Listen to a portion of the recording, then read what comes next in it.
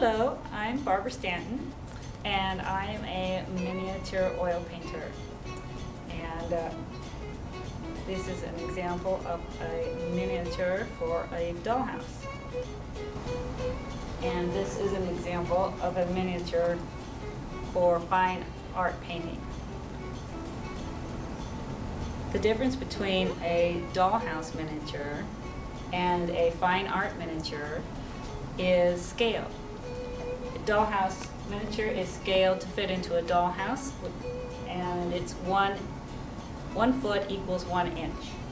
So a 2 by 3 inch painting would be a 24 by 36 inch painting.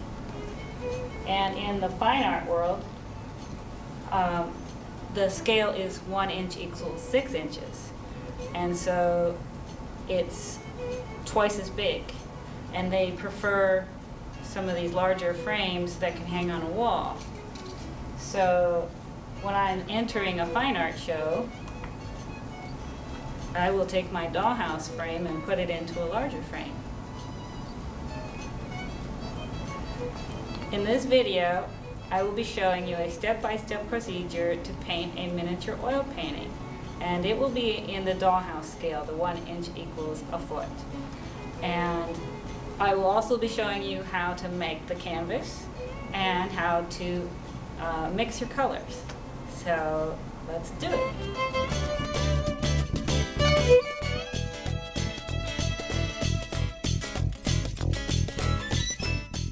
Hello, I'm going to show you how to make a miniature silk canvas.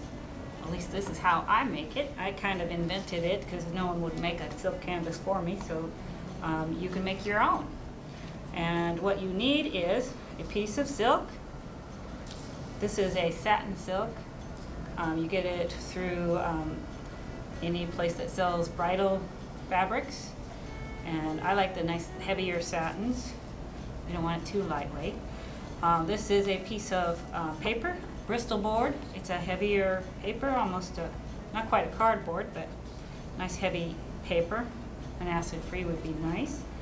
I also have some acrylic gesso, a nice wide soft brush, and a can of artist adhesive, a spray mount.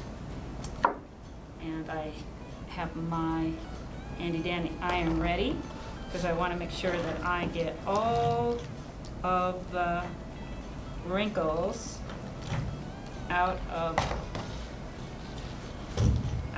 the silk before I put it onto my board. So I'm going to do both sides, and if you have a steam, that works nicely. Okay, so I have a nice smooth piece of silk. Now, I've already put my spray adhesive on this because I didn't want to asphyxiate myself and my cameraman, so I went outside, but I'm going to show you kind of how I did it. I went outside and I pressed down and I did a very light spray until I covered it. So this already has the adhesive on it. I'm going to take my silk. Now, the shiny side is down. And this is how I'm going to do it. And I line it up with the edge.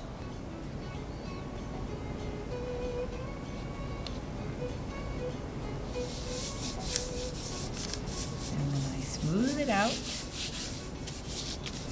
Get rid of all the wrinkles. And these little spots are pieces of adhesive that are nasty. So I have now put my silk onto the canvas, and I've smoothed it all out and got rid of all the wrinkles.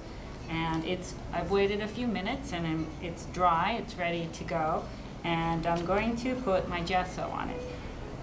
This gesso, I've pre-tinted. I've added some acrylic paint to it, so it is a light blue. But you can use white gesso, or you can tint your own gesso to whatever color you want.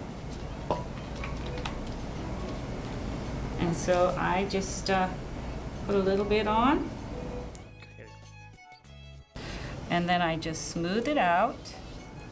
And there, it looks like there's some other colors in here, so that's okay. It's got little pink stripes. And I take it all the way to the edge. And you make sure it gets into all the little nooks and crannies.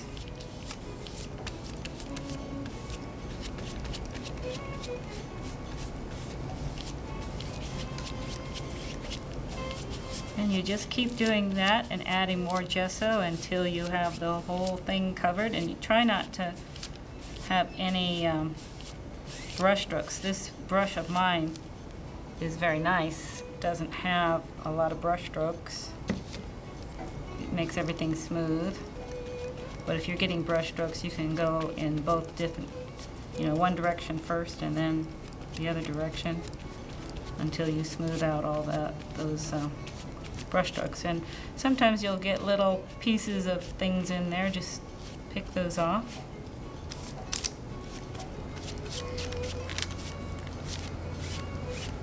So now that I have covered my canvas, my silk and my board with gesso, I have to let it dry, and make sure you do not let the gesso dry in your brush. You'll be sorry.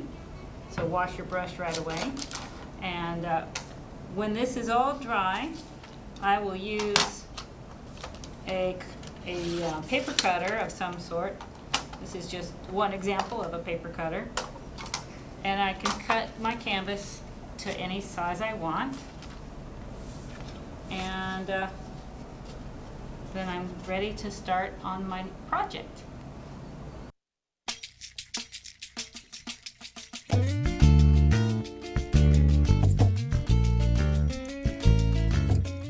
Hello, this section is going to be about color mixing and color theory.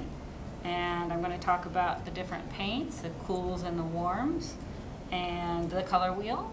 And it'll hopefully help make things easier for you when you're ready to start painting. I always like to lay out my palette the same every time I do a painting. And that way, if I look at my palette, I can find out whether or not I need a color. This first color is titanium white, and this second color is a cool yellow. This is cadmium yellow light. And we have a warm and cool of every color, and this is a warm yellow. This is a cadmium yellow medium. It's a little dirty, but it'll work. The next colors I like to do are the reds. I'm going to do the cool red. This is alizarin crimson.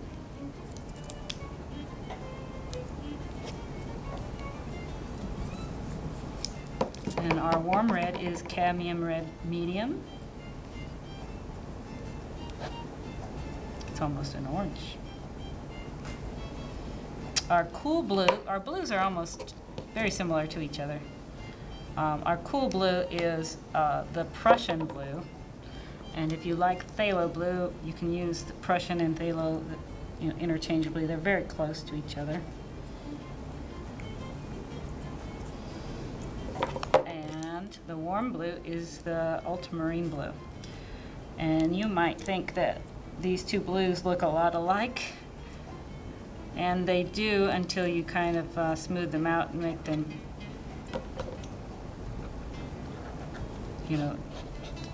thin. You can see the difference.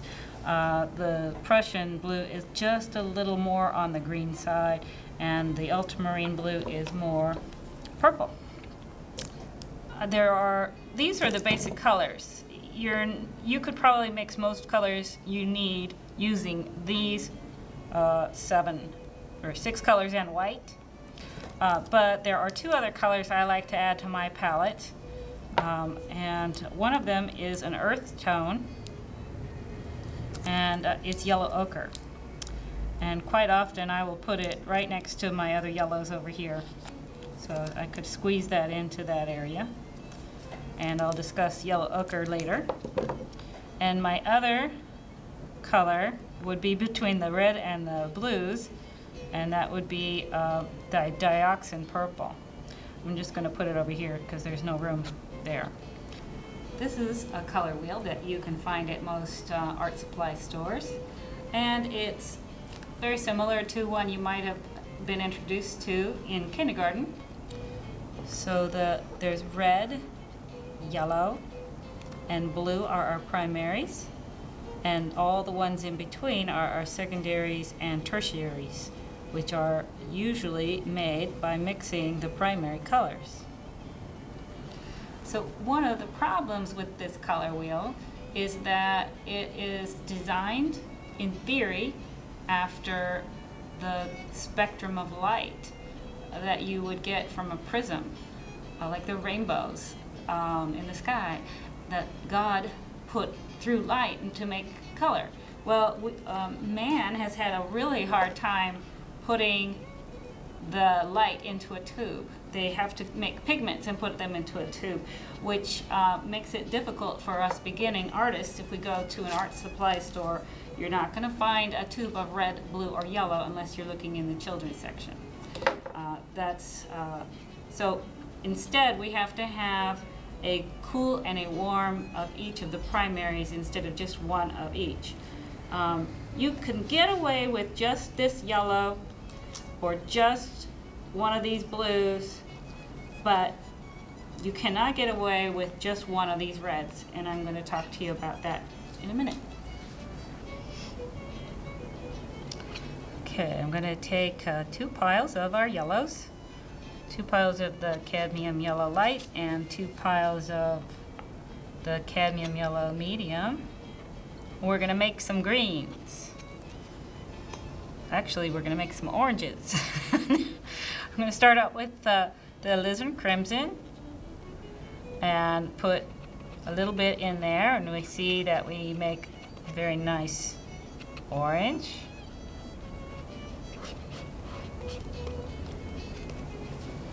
And if you do the same thing with the other yellow with the same red, you'll find a nice deep dark orange. And it really depends on how much you put in and how orange your orange is. But they both are very beautiful and acceptable oranges. We can do the same thing with our other red, our cadmium red into the red light. And another beautiful pumpkin.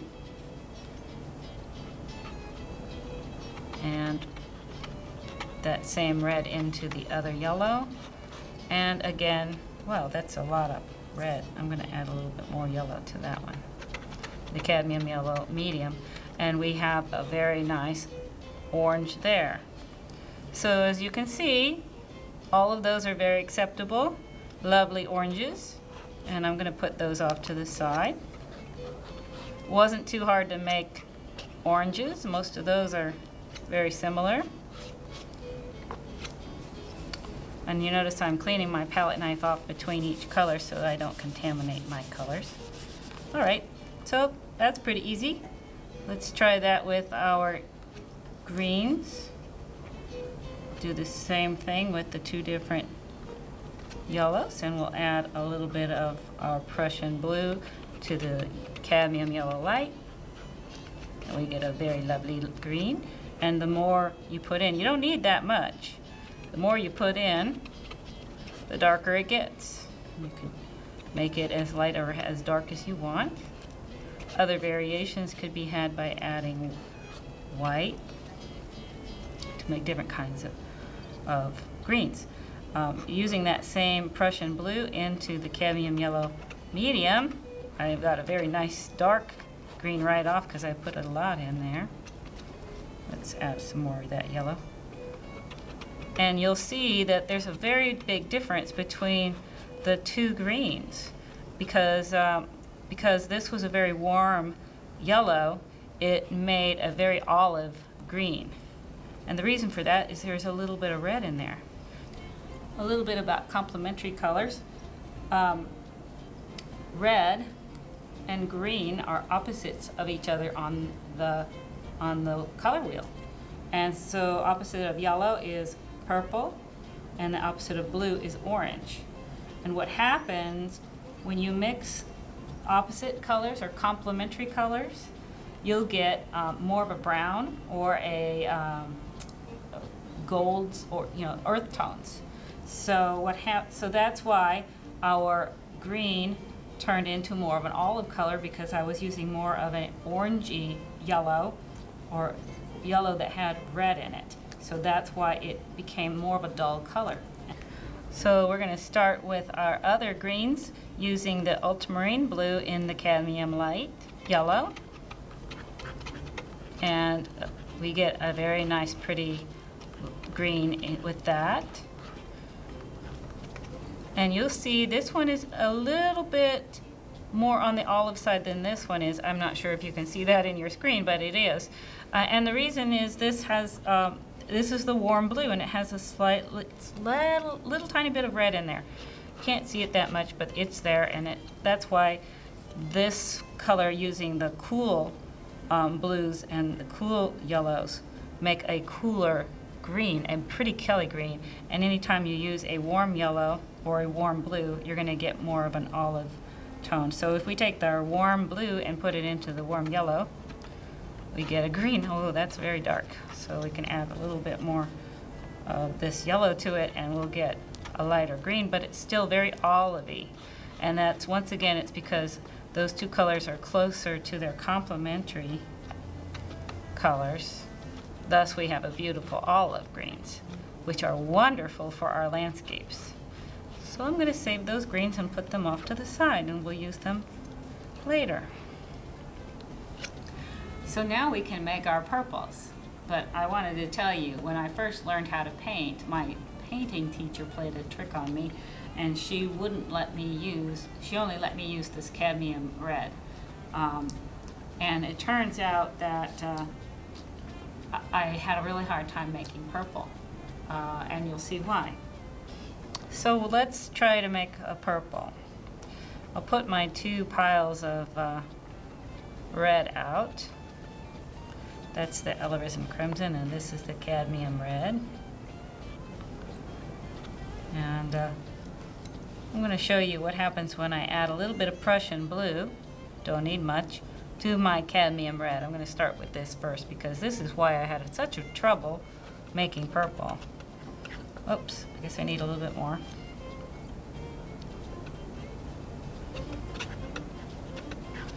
So when I first tried to make purple using this red, I kept trying to add more blue to it because it just wasn't looking purple to me, and I kept getting this color. And hopefully you can tell that's not a very pretty purple. In fact, it's more of a brown. And no matter how much blue I can add to that, I still am not getting any kind of purple out of that. So let's see if this blue will work with that red. This is the ultramarine blue with the cadmium red. Whoa, I added a lot. And let's add some more red. Maybe that'll help. What's happening? I'm still getting brown. Not a very, it's a little, it's very dull and not at all like purple. Like I want a very pretty purple, and that's not happening. So that's the problem, is that my first teacher gave me only the cadmium red and not the alizarin crimson. So what happens when I do the blue in the alizarin crimson? That's getting better. It's a little bit more purple. This is the Prussian blue, which is a cool blue. So it's still not the prettiest purple in the world. Let's see what happens with the ultramarine blue. Oh, now we're getting closer to what I think is purple. Maybe a little more blue. Very dark purple, but it's a much prettier purple than any purple that you're going to get from the cadmium red. So just remember, when you want to do purple, use the alizarin crimson. Now, you might have noticed I had some dioxin purple over here, and if you The reason is sometimes I need a very vivid purple, and the dioxin is a much prettier purple, much more brilliant. And so I let my students buy a tube of the dioxin purple for those special occasions when they want to do morning glories or anything else that has a little bit more brilliance to it. All right, I'm going to clean this up a little and put our purples aside for now. And I wanted to talk and show you how to use the complementary colors on purpose. Now, you can accidentally make lots of browns, but on purpose, if we take our orange and a blue, which is the opposite, we get a lovely brown. How about we take some yellow and our dioxin purple, which are opposite colors, and we get a lovely gold, which is on the brown side. If you notice, it's very similar to this yellow ochre over here.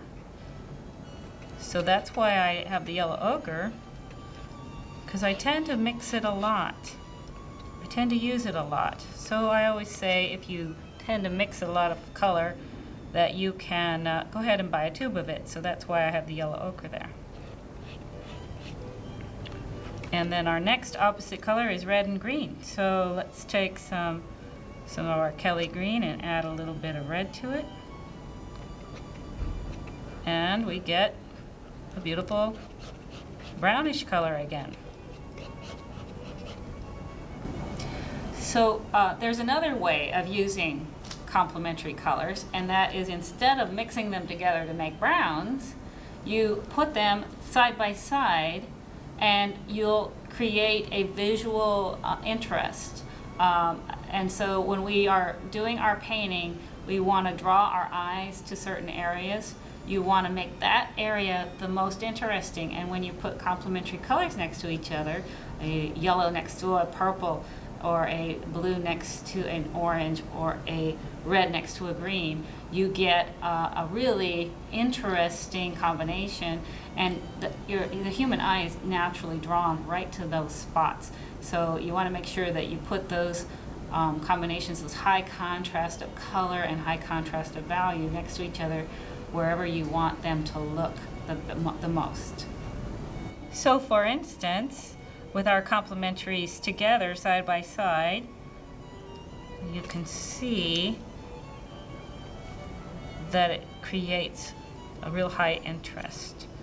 So here's the red and green, here's the yellow and the purple together. Really nice, I love that combination. And then there's the blue and the orange, that's right. And so side by side, they're very powerful, especially the purple and the yellow, because they're light and dark together.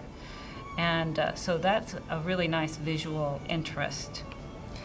So if you don't have your color wheel with you and you can't remember what a complementary color, what the opposite color is, just think cool and warm.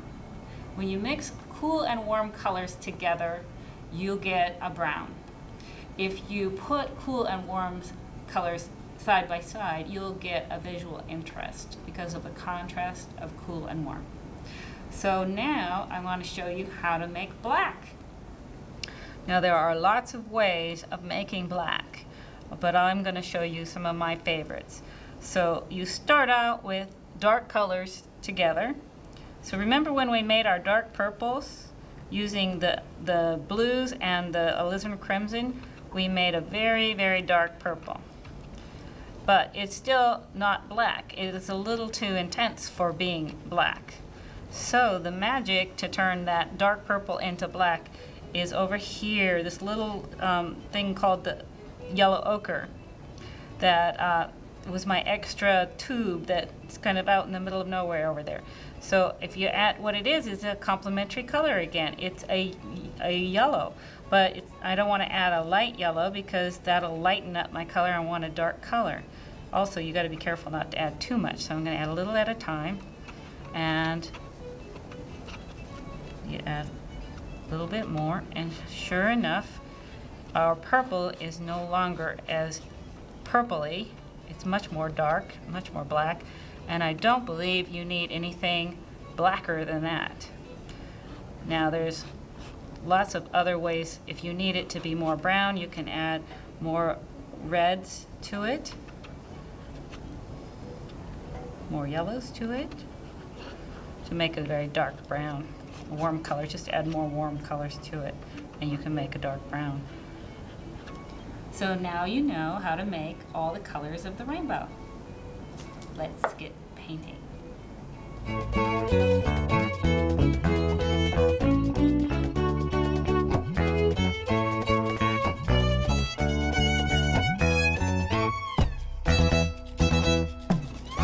Well, we're almost ready to start our painting, but before we do, I wanted to show you how I trim our canvas that we just made. And so it's dry now, and I have a paper cutter. I forget what they call these, but you just slide it in. I like to start with the straight edge so that I keep it square, and I bring it up to the ragged edge of the silk and just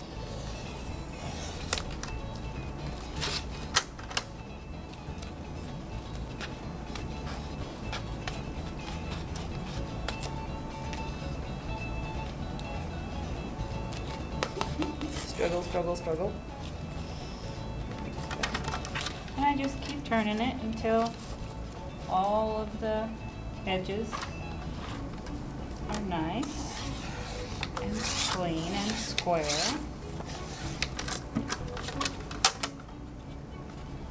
So once this is trimmed, I can cut it up into small pieces, and I can start painting on it.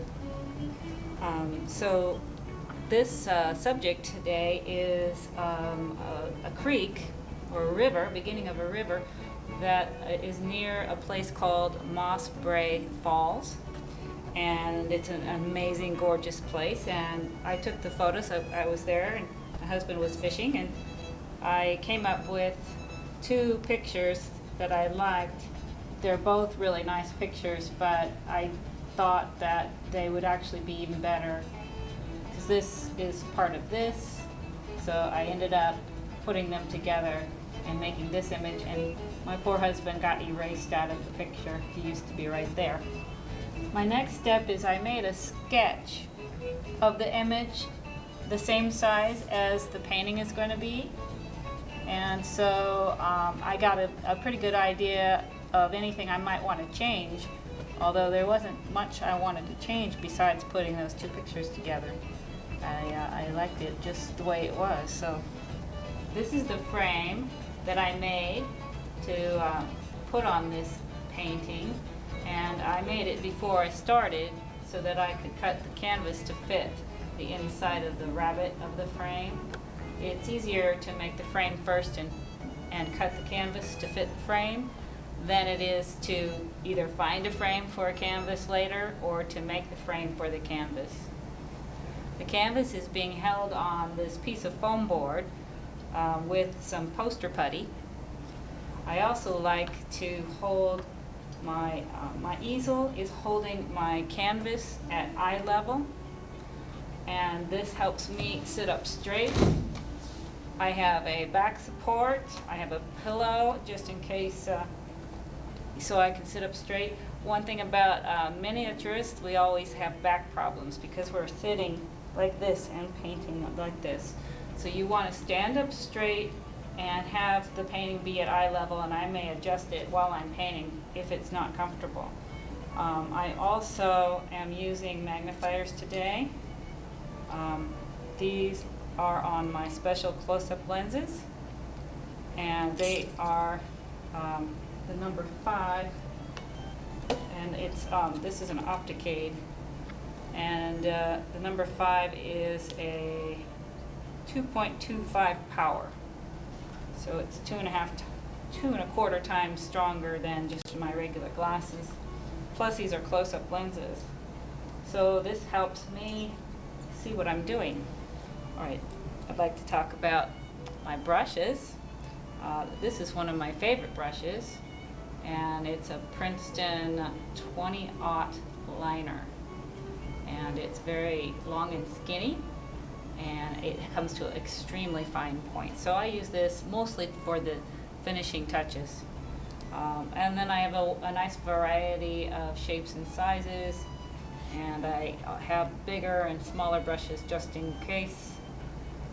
Today I will be painting with Winsor Newton Artisan brand oils, and they are water mixable, so I can clean up with soap and water, and I do not have to use any turpentine or solvents to clean my brushes. I can use soap and water to clean my brushes. But just because it's water mixable doesn't mean I can thin it with water. You should never thin oils with water or turpentine, no matter what you're using. I use a Winsor Newton's water mixable oil painting medium, and I'm afraid I did lose the label, but that's what this is. And I put it in a separate little container so that I don't contaminate this whole jar. You notice that I have two different photographs. Actually, they're the same photograph, they're just different sizes.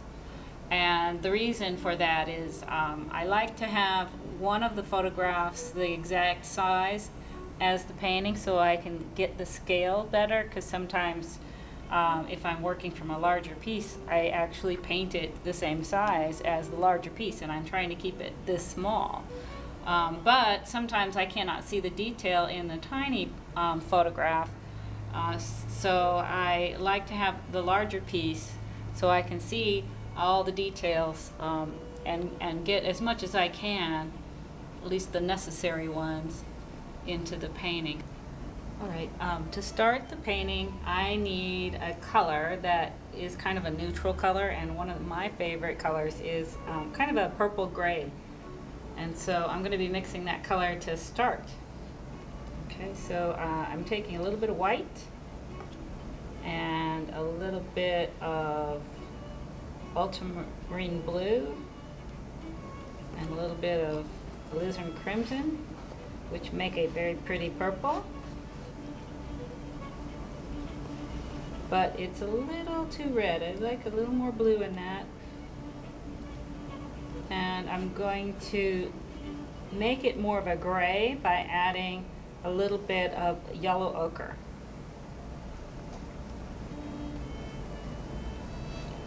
And now I have a color I really like.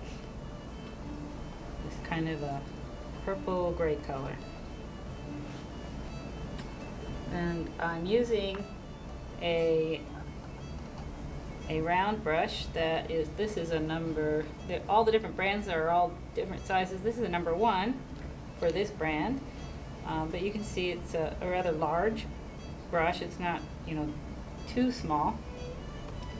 And I dipped my brush in medium so that I can get all the paint all the way through, and I kind of pull and twist at the same time to sharpen my brush, and I'm ready to start drawing with it.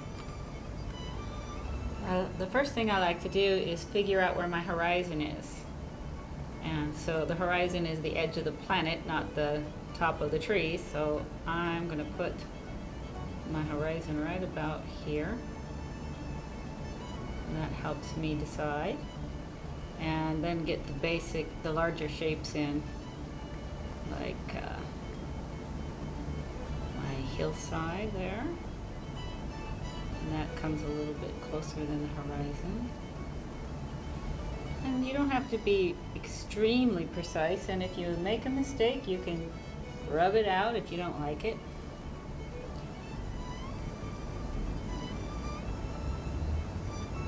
And I don't need my magnifiers yet. This is large.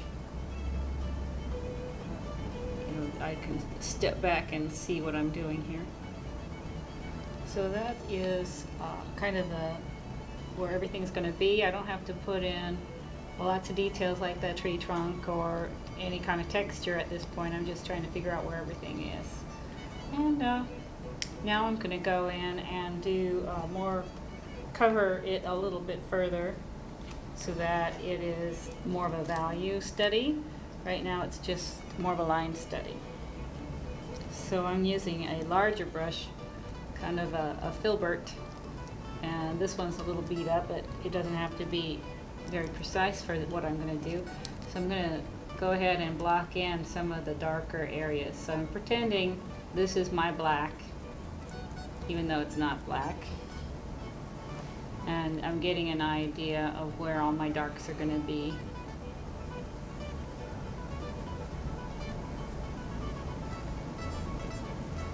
And again, it's not really precise, but it gives me an idea of my darks and light. I'm not going to worry too much about these bushes and trees up here because I'm going to end up doing my sky and then the bushes and trees in front of them. When you're doing an oil painting, I tend to paint what's furthest away first and build my painting up as it progresses and gets closer and closer.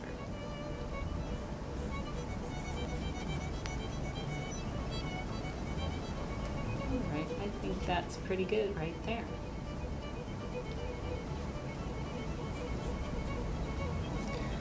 My next step is the sky because it's the furthest thing away. So now I get to actually decide on what color my sky is. When I look at this photo, you know, we all always think of a sky as being very blue, but this is a very pale sky, and I could make it a little bluer if I want. I'm not sure. I think I will, because it just looks kind of white, and I think it should be more of an aqua. So I am going to start mixing that color. I always start with white. When you want to mix a light color, always start with a light color, like a white or a yellow, and then add your dark colors to it. If you want to mix a dark color, start with your dark color and then add your lighter colors to it. If you do it the other way around, you'll end up getting more paint than you really need.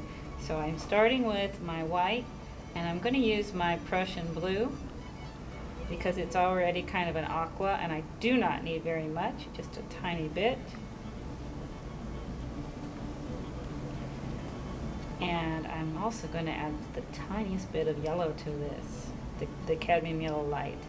And I think that'll give me a really pretty pale blue-green. And I always like more than one color for a sky. Even though it's a miniature, the sky is always a little bit more pale towards the horizon line, so I always make a lighter color. And I like to have at least a tinge of pink or yellow in my horizon line color. So I just added a little bit of pink to that. Not so sure I like that. It looks more gray. So instead I'm going to change my mind and make it a yellow horizon line, or a very pale yellow. I think I'll like that better. So luckily this is my painting. I can make these decisions. I can change my mind. I have artistic license. I'm going to start with that darker aqua blue with the top of my sky, and I'm going to put it in here, and it doesn't look very dark. When I put it in here, I thought it would be darker than that. So then I get to change my mind and add just a little bit more blue to that mixture. There we go. Now my canvas is already tinted a little bit blue, so that might be throwing my perception off of how dark that color is. So I'm painting a smooth light blue color across the very top, and I'm even painting behind where all the leaves are because I'm going to let that sky show through the leaves, so I want to make sure there's sky there to show through. I painted the top part of the sky, and now the bottom part of the sky is going to be that pale yellow. And so I'm going to go ahead and just put it right in here. So I have a two-toned sky at this point. And then I am going to blend the two. So I'm taking this kind of round brush that's a little beat up, but it's still soft, and it spreads out nicely, and it's not good for some things, but it's really good for blending. So my paint is nice and wet, and my brush is nice and dry, and I'm going to take these two colors and kind of pat them and tickle them a little, and just blend them together so that I have a seamless sky from one color to the next. And if I have to, I can put in some more. Sometimes I can blend it right on with the brush I'm using, but I find this dry brush is nice. It gets rid of all the brush strokes. Whenever I am painting water, I like to kind of put in the water right about now. Normally I paint what's farthest away first, but the water is a reflection of that sky, and it's nice to have that in there. It just gives me a better idea of what's going on. So I'm taking the color for the sky, a little darker, a little bit more blue in it, and that's because whenever you're doing water, the reflection in the water of whatever color is usually darker than what it's reflecting. And in the picture, the color looks a lot more purple, and I may be adding more purple to it in a little while. Later on, when I'm finishing up, I will maybe adjust the colors if I don't like this color. And now I'm ready to paint some of those distant trees. So I'll be mixing a color for the trees, and I look carefully at the photo. I always like the tree, anything in the distance just cannot be a really, really dark color. And so I, on purpose, lighten it up just a little bit so that it'll look like it's going up into the distance. And also, everything that's really far away is a little bit more blue. So it's bluer and it's paler, and the further away it is. So I'm going to use my Prussian blue, and I'm going to lighten that up with a little bit of white. And I'm going to add some of my yellow to it. And this is the same color as the sky, it's just different proportions. So I'm holding up my color, and what I've done is I flattened out the color on my palette so it's not all lumpy, because it's easier for me to tell if their colors are the same. And it's not identical to what I see in the photograph, but I do like it, and I think it'll work. If I hold it up over here, I like it even better. So that's the first color I need for the trees, but there are several other values in the tree that I need to make, so I'm going to make those colors right now. I'm going to start with white, and I'm going to take a little bit of what I used before and add to the white. So I keep adding yellow and white to this until I'm happy with the value.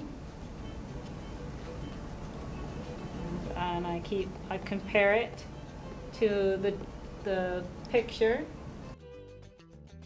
So if I happen across a color that I do like before I get to the color that I want, I will save a little bit of that and put it aside. I call those little happy little mixing accidents, and if I happen to accidentally mix a color that I can use later, I'll save it. But right now I'm still working on this to be a little lighter than I had it. I'm using the same brush I started off with my sketch, my little round number 1, to paint these distant trees, and I'm doing this little area right here, and it helps to see. Now I don't have to paint them exactly the way I see them, And with my experience, I have an idea of what I want, and to make it interesting. I don't want to repeat any trees to be exactly the same size, so I'm going to vary them. And they may not look just like the photograph, but they will look interesting. So the photograph is just a guide to help me know where everything is in general, and then I can make any individual changes as I'm going along. Yeah. Now with the technique here is just taking the very tip and kind of pouncing it up and down and trying to make the variety of trees going up this hill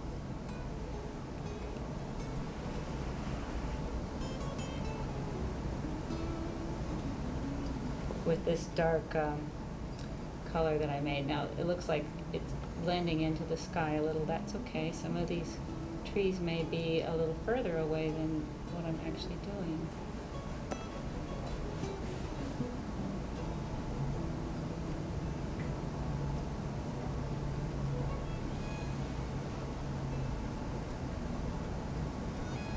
And because these are very far away, they should be kind of blurry and out of focus.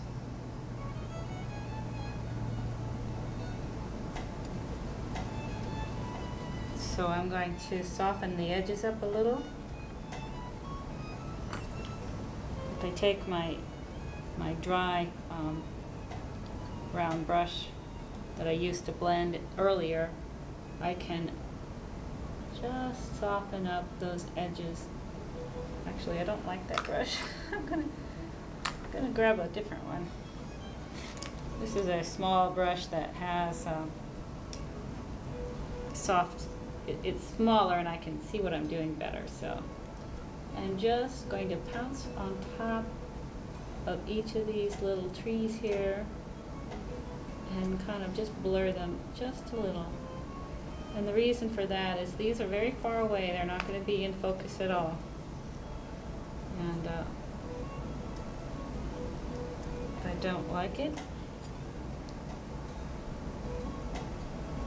I just blend away. Now I am going to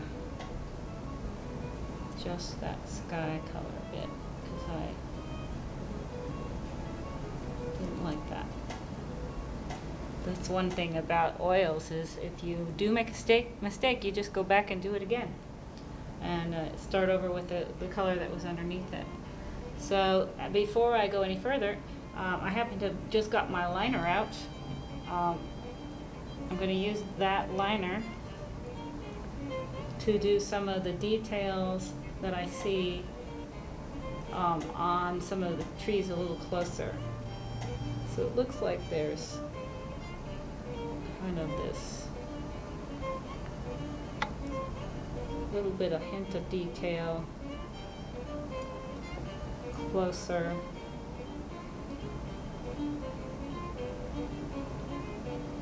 And I'm again doing my little pouncing method. And I am using my magnifiers on this because it's easier to do something if you can see it. And again, I want to kind of blur that. These are not that important. This is not my focal point. I want this just to look like very far away trees. Oils are all about layering. So when I start on one thing, I may be going back in and changing it a little with a different color just to give it some more depth and more texture. Now, before I go any further, I want to kind of block in this water that's down below this. And I am choosing this color that I use for the sky. And I have a small filbert. This is a size 2. But like I said, each manufacturer is a little different. And I just do a nice smooth stroke where I want that water to be. Then I can put all the details around it. Looks like that water comes around that rock. Maybe up here a little. So next I'm going to work on what's back here behind this tree. There's like bushes and trees all over here, and after that I'll work on this area. So right now I'm going to do these trees, so I have to mix those colors, but I'm going to start from scratch so you can see how I get there. I'm going to start with yellow, because yellow and blue make green. And I'm going to do the ultramarine blue and the cadmium yellow light together. And I have a very pretty bright green. And see if that's good. No, I think that's a little too bright for what, because these are still far away, but they're just not as far away. So I'm going to lighten them up with some white. And it looks like these trees might be a little bit more golden. There's a lot more yellow, so I'm going to try some of this cadmium yellow medium and mix that with it, and that gives me more of that golden green color. I like that. Let's see. I'm going to save that, but I'm going to change it. The color I need is even yellower than I thought. And yellow and white, the cadmium yellow medium and white together until I get just the right combination. That's very nice. Okay, so there's one of my tree colors. And actually, I might keep this other color that I saved as one of them. And another color is going to be darker. So I'm going to take some of the color that I used for the trees in the background, but add a little bit more of the Prussian blue to it, and we're going to have a nice darker green.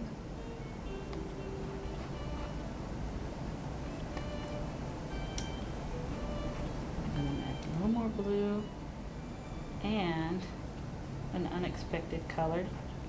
This green, I think, is not what I need. I need a little bit of red in that green to make it more olive. And it's now very dark, kind of almost a purple, but I like that. Purplish green, if that's possible. I also want a color that's almost black, and we mixed our blacks earlier. If I add a little bit of the green that I had to it. The color I used to mix the black was the Prussian blue and the alizarin crimson with a little bit of yellow ochre. And then I just took some of that and added the green that was left on my palette knife to it, and it turns it a little green. And now that one is nice and dark. So I love to have at least 3 or 4 colors ready to go before I start painting. You also might notice I have lots of brushes in my hand. I like to have a brush for each color. I'm going to be doing these trees in here now, and what I like to do is kind of do it, well, depending on what I'm doing, but in this instance I want to paint my darker colors first and then add my lighter colors to it. So I'm starting with the darker color that I made in there, and this brush is an old filbert. It's kind of beat up, and so it's got it doesn't come to a very fine point, which is what I want. I want some texture, and so I'm going to show you that I'm going to pounce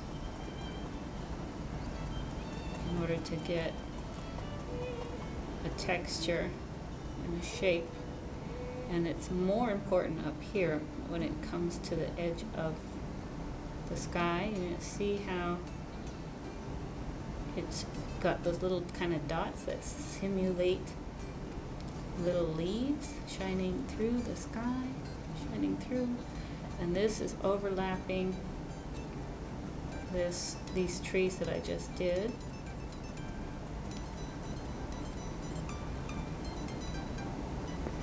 And I think I'm going to darken up some of these areas in here as well.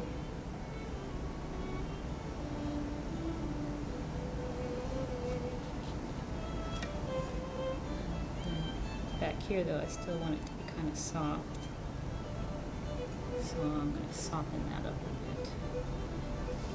And I just kind of rub it in, and it's softer and blurry in the distance, but these ones over here are a little bit less blurry because they're a little closer. So now I have like a base for the next colors. And I'm going to start with my darker greenish color. And using that same brush, kind of pounce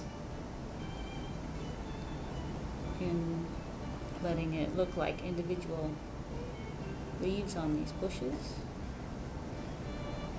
And I'm slowly bringing out the lighter areas.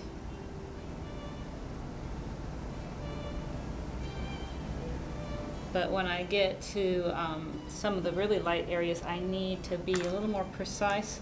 This giant brush is too big for some of the more precise areas. So this brush here is, it's a very neat brush. It's a stencil brush, and it's made with bristles that are very stiff. And so I can use that to make some very neat textures. And I take my paint, and I practice on my palette first to make sure I like it. And then I pounce up and down and make little tiny dots wherever I need that very light color.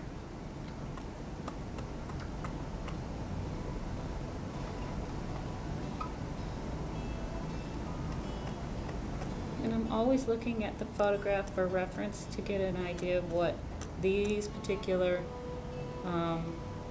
trees look like, because every landscape is a little different.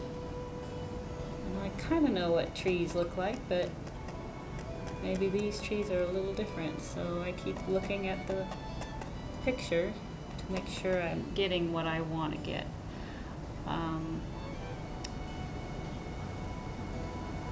Colors, I'd like to make the colors a little bit gold and red, so I'm going to just grab a little bit of the cadmium yellow straight out of the tube. And maybe I can mix it a little with the cadmium red. And I can have more of a autumn gold color. Sometimes I exaggerate the colors I see in the photographs just because I like to. I think the contrast helps. So now that's a little more dramatic than the photograph was. I'm going to add a little bit of a lighter pale yellow back here, so I see some of that. A little bit of details in the distance. Now another color I like to use in my landscapes a lot is like a purple color, and I see a little bit of that in there. Let's see if I have any purple.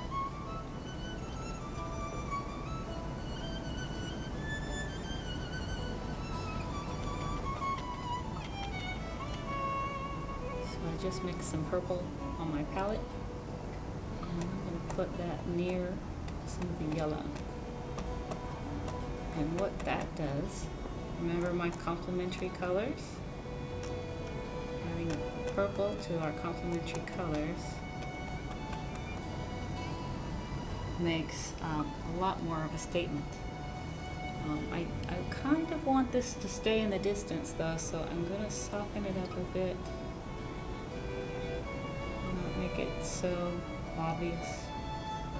Make it a little more subtle. And I lost some of my darks, so I'm going to go back in and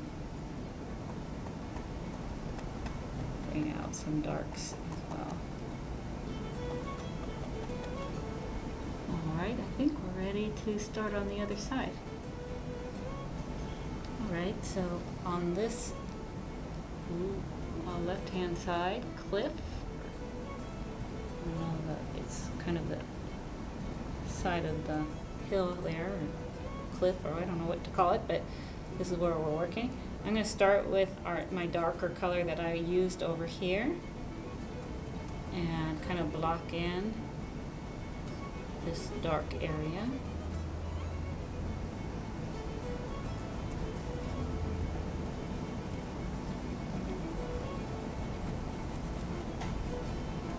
And as it gets closer to the outside edge here, it gets a little bit lighter, so I'm going to use some of the greens that I used before in the background for those distant trees, and I'm going to have them kind of blend together, that dark and that light, just because that's what it kind of looks like in the picture. So I'm letting the picture help me decide on what I'm doing. And there's a lot going on in here. There's all sorts of trees and bushes and leaves and stuff, so what I'm trying to do is simplify it and ask myself what's the more important. And there's some very cool details in there, but I'm not sure if I'm needing to do all those, if they're that important, because the most important part, I think, is over here in the water and this foreground. So if I waste a lot of time doing all these cool details back here, like I said, I may be wasting my time. I don't need to do every single detail, even though I can see all those details, because some of those are going to be covered up with these beautiful leaves that are going to be in front. So if I make it as simple as possible, then I won't be wasting my time. So on the edge here, I'm going to soften it up a little with a dry brush, because I still want it to be kind of soft and out of focus, because what's in front of it is going to be in focus. And what I'm seeing are some tree branches and leaves that are coming out past this area that are in high contrast, and so I am going to use my round brush for a little bit more control, but I still don't need my very tiny brush. And I can go in with some of the earlier colors that we've already used. Some of the lighter colors I used back here, I'm using here. And some of the golds. Actually, I think I'll try the gold here first. And this seems to be where the edge of that cliff is. And so I'm just kind of dabbing and trying to emulate the texture that I see that make up those branches and trees.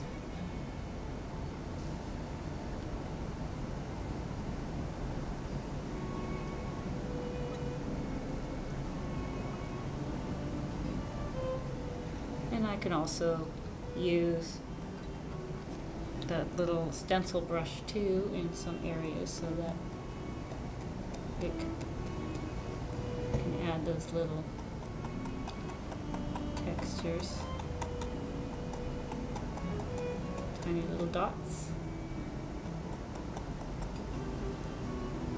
And I see a couple other colors in there I want to bring out.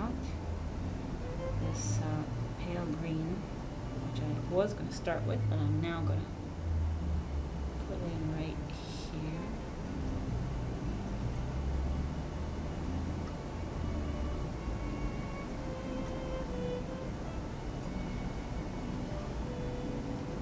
That's nice.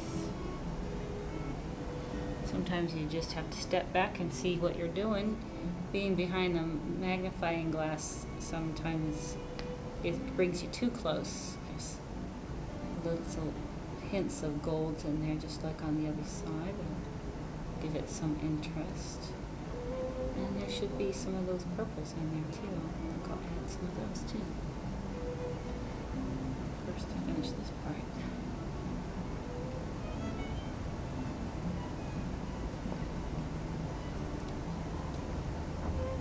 So you keep switching between different brushes because each brush has a slightly different color on it.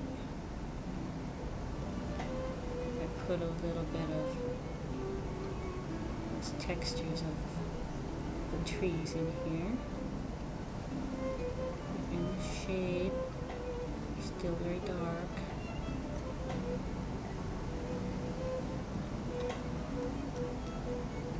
Like I said, I can see a lot more than I need to put in there, but I'm going to put in a touch of a few areas where you can see a little bit of sunshine shining through into the shadows, and that'll give it some interest.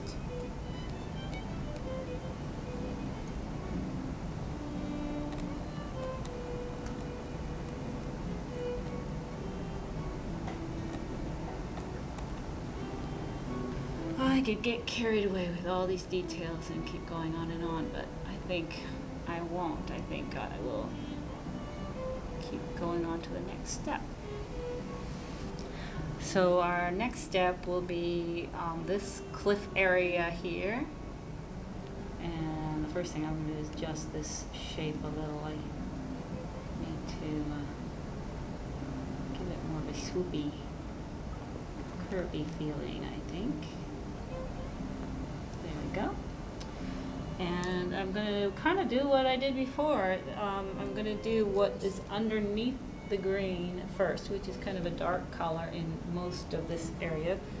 And so I'm going to get out my brown filbert using this dark color that I was using for background over here and many other places.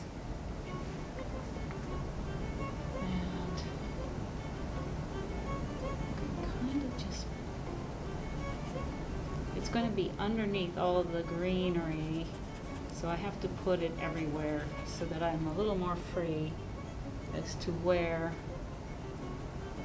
the greenery can go. If I just put it in between the greens, I wouldn't have the freedom to put the greens wherever I want.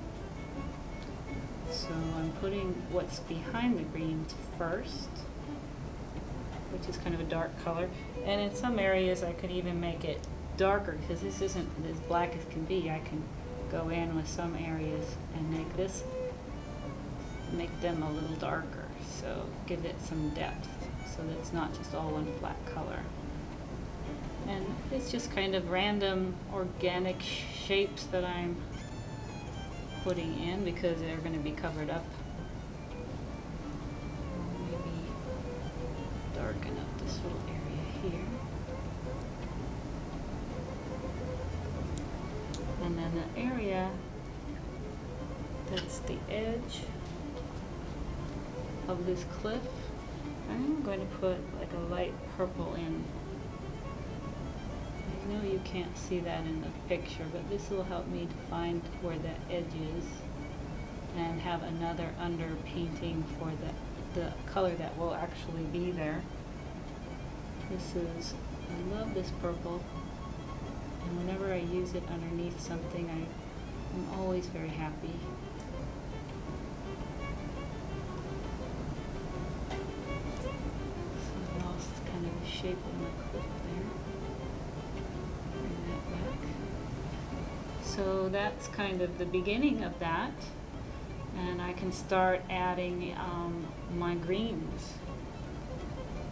And I do just little kind of pounces to give texture, and I'm careful to let my background show through so that I don't completely get rid of my darks. I want those darks to show. Now if you do get rid of your darks, you can always go back and find them again and put them back in, but it's nice to get it right the first time. Kind of plan.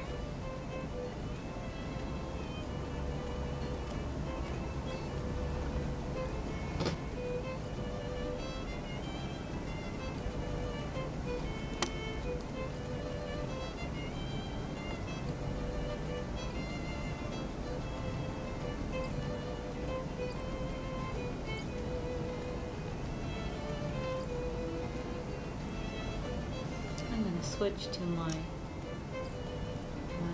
stencil brush and add some highlights to some of these areas.